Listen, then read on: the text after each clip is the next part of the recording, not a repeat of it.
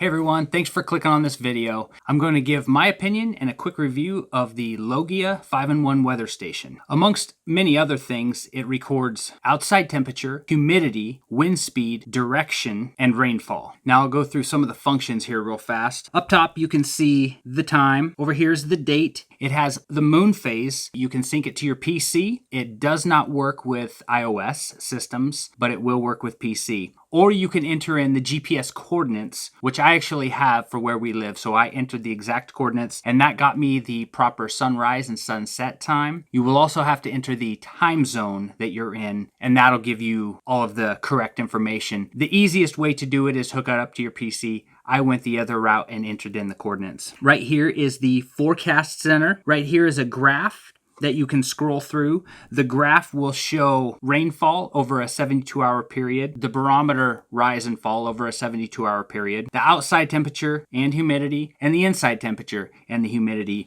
over a 72-hour period. So you can track all of those things. Over here is the index, and the index will show you wind chill, the heat index, dew point, and the Beaufort scale. I didn't know what the Beaufort scale was, so I had to Google it. The Beaufort scale is an international scale for wind velocities, ranging from 0 to 12, and 0 would be calm, 12 would be hurricane force. Down here you have a little compass, and that will show you which direction the wind is coming from. Over here is the wind speed. Down here is the outside temperature, outside humidity, inside temperature, inside humidity. So on the buttons here, you can change through the channels. You can link other weather stations with this. The outside unit, you can have multiples and you can link them. Right here you have the graph button, and that is how you scroll through the different displays of the graph. Like I said, the outside temperature, the humidity, all of that stuff. Right here, you can scroll through history. So if you hit this button once, it'll go back to the last hour, and then it goes every hour prior to that, I think for a 12-hour period. So if you're wanting to know the temperature at midnight, you got up at 8 in the morning, you can scroll back to midnight and see what the temperature was then. Right here is the minimum maximum button, and you can scroll through this and it'll show you the minimum maximum temperature inside, minimum maximum humidity inside, min max outside temp, min max outside humidity, minimum maximum wind speed,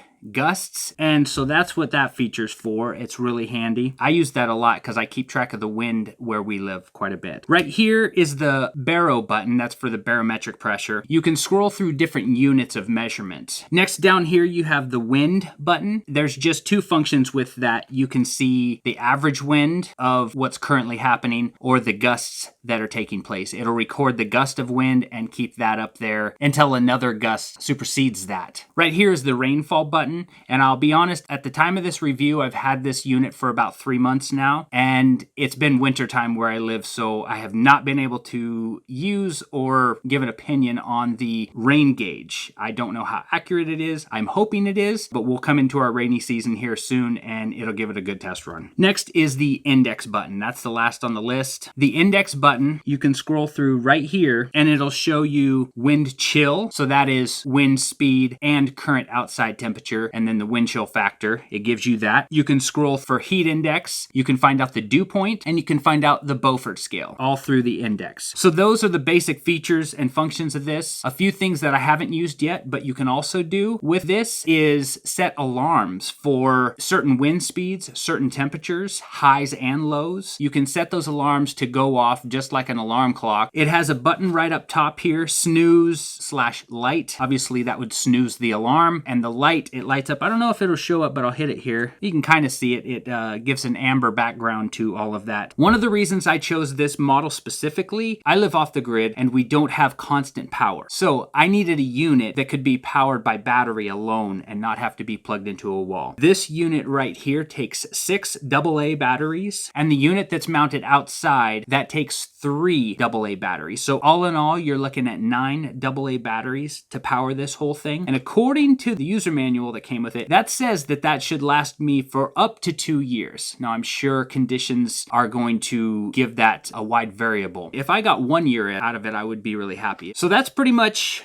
all of that wrapped up in a nutshell, I'm going to give this 2 thumbs up right now. I really like it. The one thing that does not work, it's the forecast section right here. That will be based on the temperature, the wind, the humidity outside. They take all those factors and then for your specific location, they try to accurately predict the weather forecast. According to the user manual, it said that it is 75% accurate. It has been accurate 0% of the time out here. It's a beautiful sunshiny day right now. Hey, I'm proved wrong. It actually shows that it's sunshiny right now. Most of the time it'll show snow showers in there, or I've had it a few times where it shows rain and it's well below freezing. We're not going to get any rain at 15 degrees Fahrenheit. I don't care too much about the forecast thing. That doesn't bug me. I have a quality app that I rely on heavily for an extended forecast, like 24-hour, 48-hour forecast. So the forecast section of this weather station is neither here nor there to me. The rest of this unit, I'm loving. It works great. So far, we're 3 months in, like I said, and the batteries are showing really well. You can mount this unit, it says, roughly 400 feet away from the outside unit. It does have a little indication down here on if it's connected to the outside unit, and also the signal strength, a lot like you would see bars on your cell phone. There's so many of these weather stations to choose from. Technology has taken leaps and bounds, and what's available to us as consumers is pretty awesome. Again, the reason I chose this is because it is battery power. There is no port to plug it into a wall. This unit you can actually plug into your PC and leave it plugged into your PC, and that port is right here on the side. You just pop this little plug out, and I believe it's a USB,